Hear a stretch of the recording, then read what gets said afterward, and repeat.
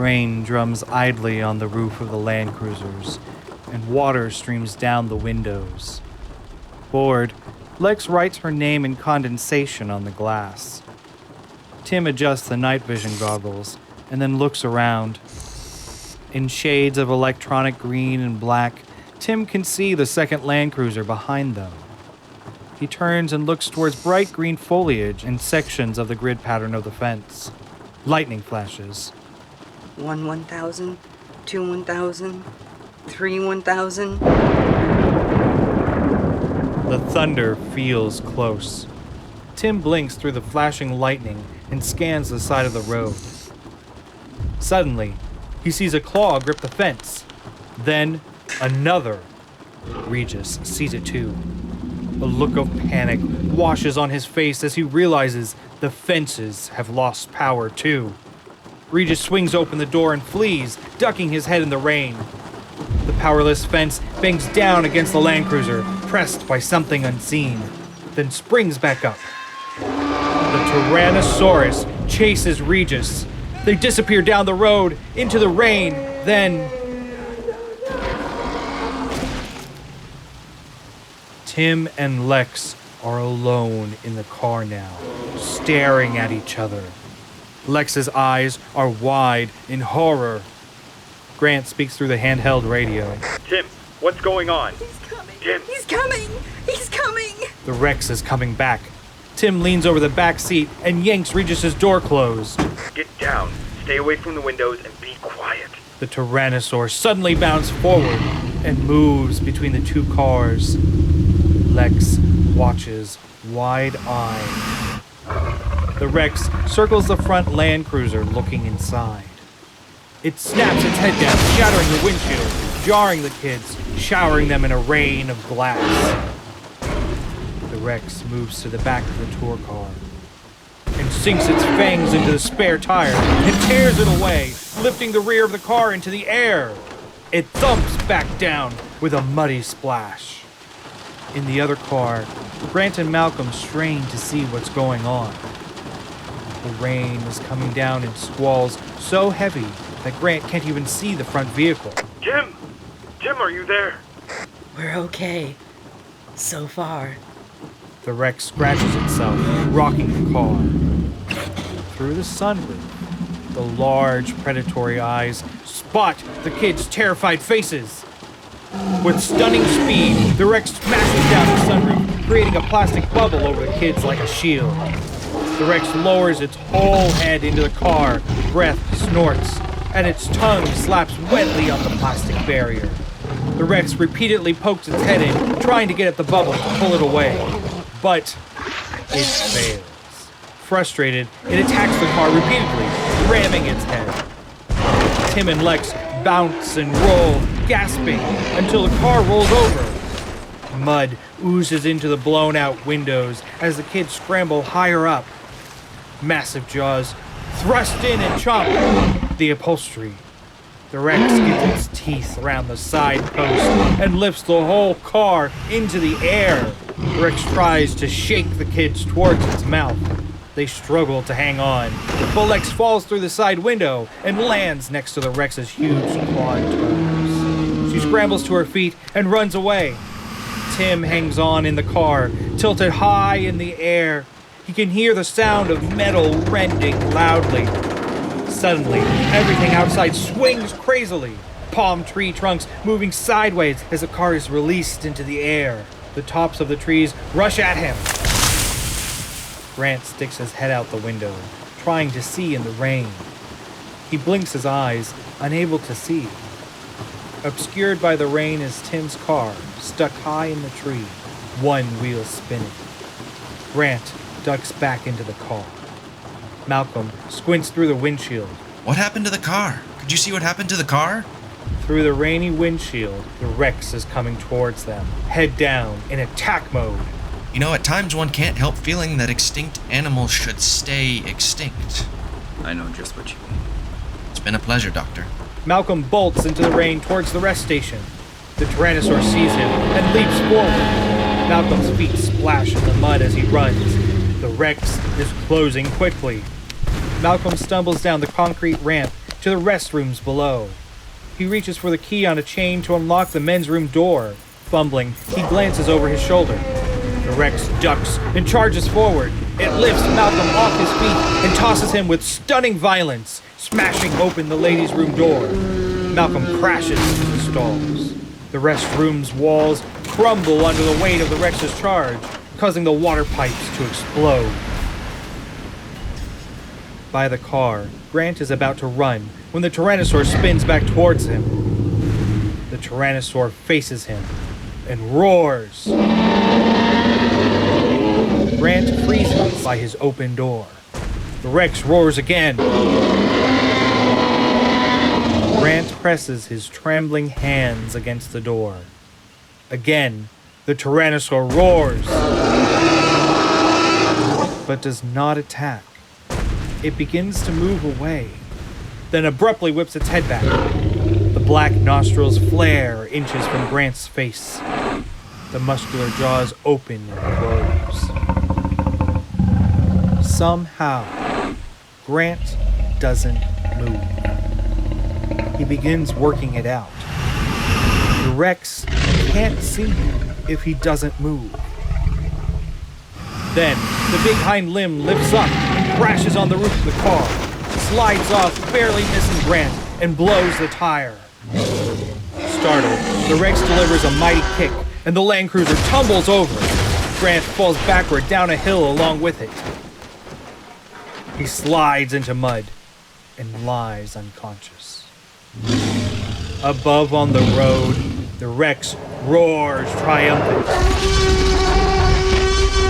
and moves off.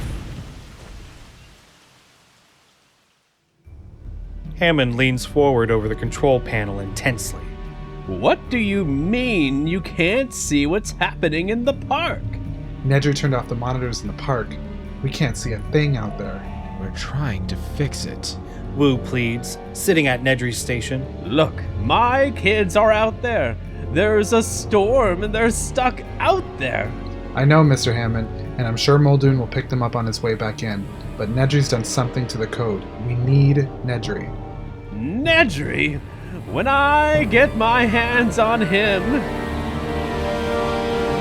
Driving back, Nedry squints through the rainy windshield. He swerves to avoid a dinosaur on the road. The car skids, spins through a fence, and comes to a stop. Nedry looks out to see where he is. Nedry climbs out of the Jeep and goes to the front of the car to look at how bad it is. The front wheels are over a concrete embankment. He can see in the glare of the headlights that he's clearly stuck. He climbs down the embankment and looks back. Nedry hears the sound and quickly looks up. He stands frozen and exposed, drenched in the rain. He hears it once more. It's closer. He scrambles back up the incline and looks over his shoulder to see a Dilophosaur standing at the bottom of the embankment. Nedry slowly edges away. The Dilo's jaws puff and the hood flares out. Its neck snaps forward and it spits. Nedry is smacked on the shoulder by a dark, foamy glob. A second strike hits the headlamp. Disgusted, the truth dawns on him. Jeez. Spit? Scrambling away, he reaches the car door and takes a final glance at the dinosaur. He gets hit right in the eyes. Nedry covers his face, twists, and bangs his head on the doorframe as he tries blindly to enter the car.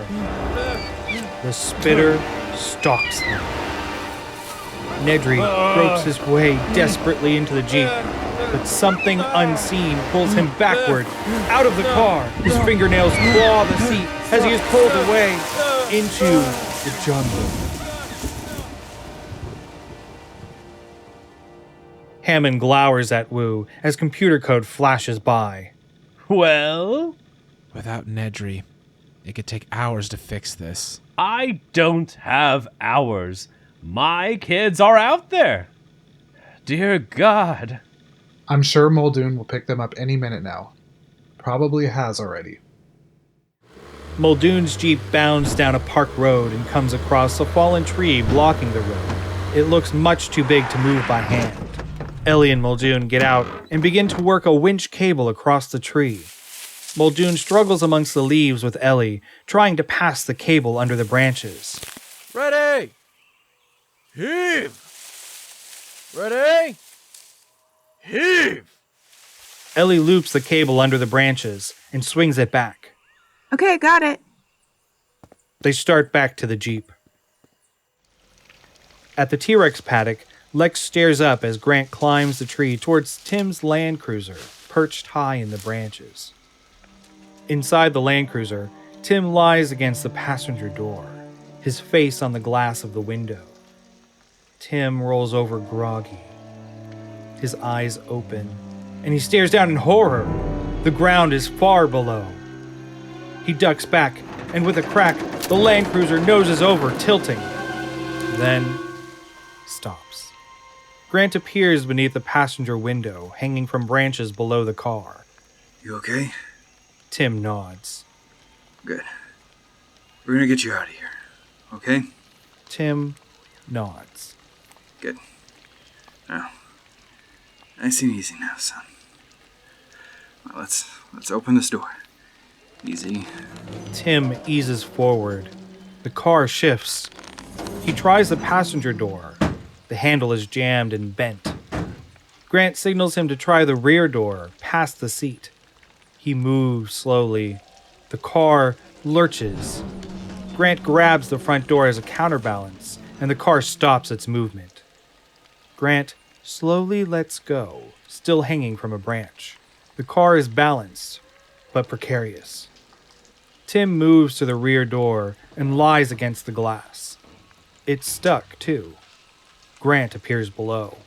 What's the matter? I don't know. It's stuck and I can't. Suddenly, he twists the door handle, and the door opens outward, spilling him down into the expanse below. As Tim slides out, he grabs the door handle and hangs by one hand. The door swings like a hinge. Timmy, be careful! Lex looks upward, worried. Hanging beneath the car, Tim closes his eyes, annoyed to hear this advice, however well meant. Grant then pulls him over. Easy now. The car rises as Tim's weight releases. Branches creak, but the car holds stable. Then, ever so slightly, moves again. Let's get out of here. They climb down fast. Above them, the car slowly upends. The grill noses over, looking like a hungry metal mouth, pointing down. And it falls. Grant is one branch above Tim and lets go just as the grill smashes down onto the branch. Miraculously, it holds. They scramble down. Above, the branch cracks, wood splintering. The car moves again. Grant looks up. Jump! Jump! They let go and fall, banging from limb to limb, grunting at each impact.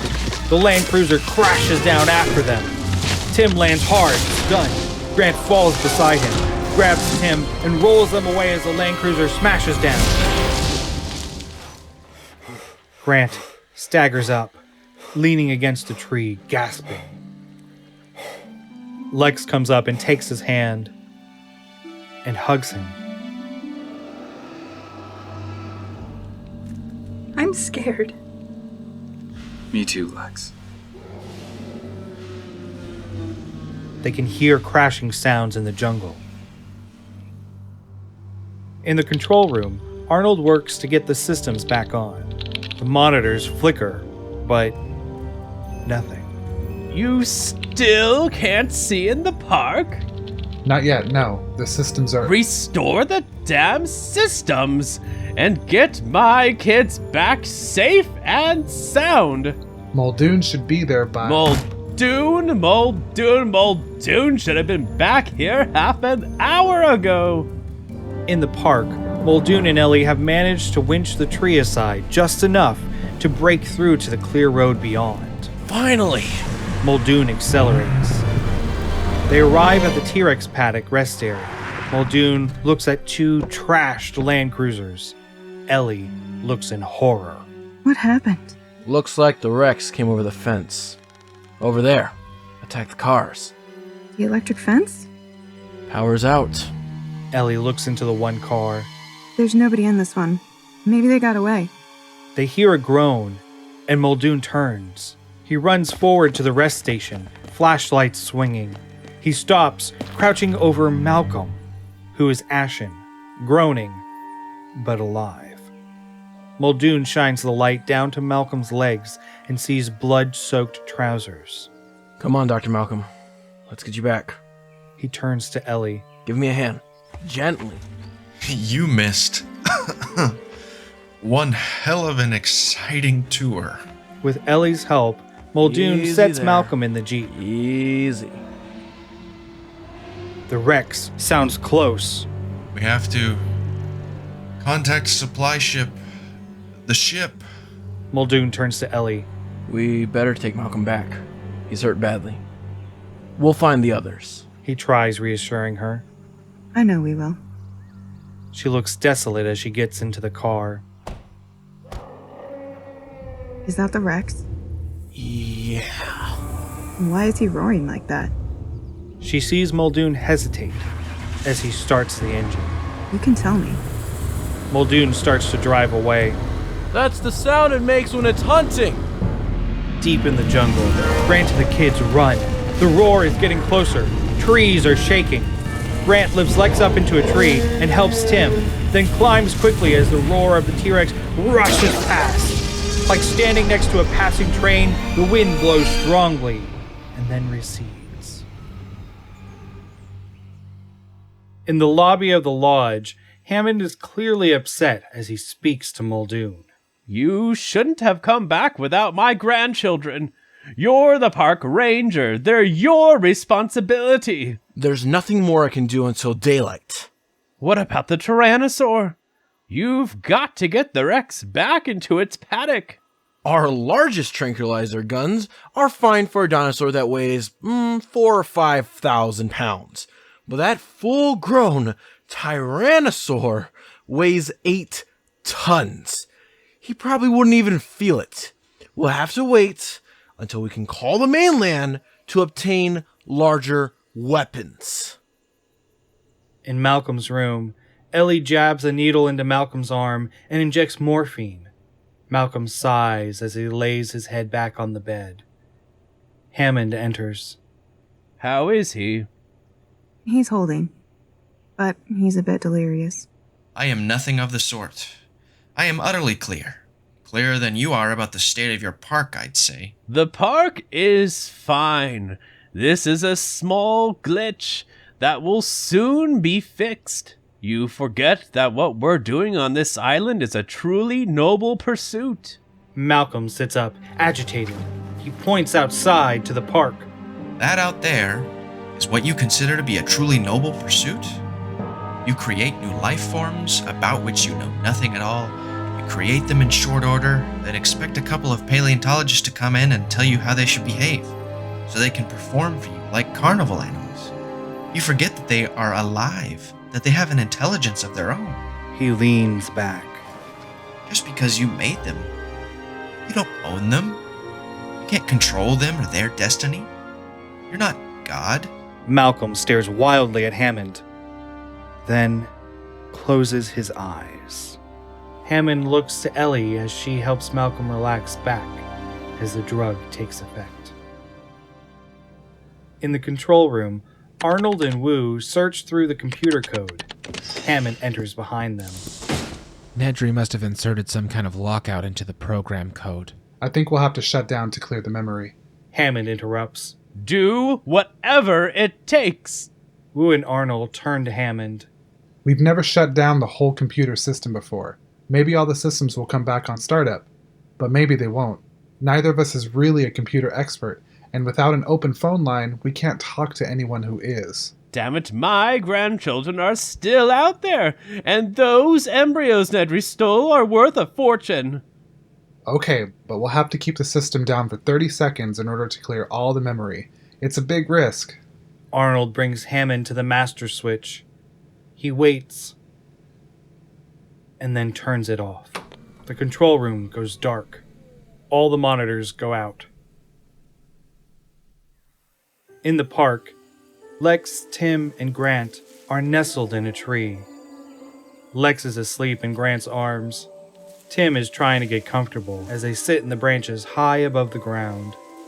Dr. Grant, in my dreams, I always wanted to see a real T-Rex. But I never realized what it would really be like. I'm scared. Grant reaches over and puts his hand on Tim's shoulder. Timmy, so am I. I suppose that some things are better left just as dreams.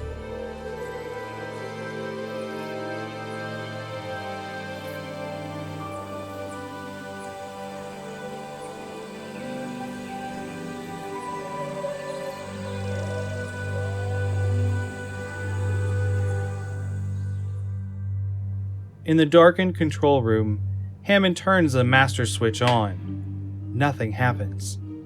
Hammond pushes a power switch off, then on again. Still, nothing happens.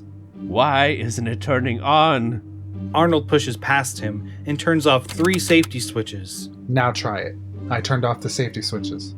Hammond turns on the main power switch again, and the room lights go on. The computer beeps, and the screens all come to life. The lines of electric fences start to light up. Arnold and Wu sigh in relief. The perimeter fences are electrified again. Thank God.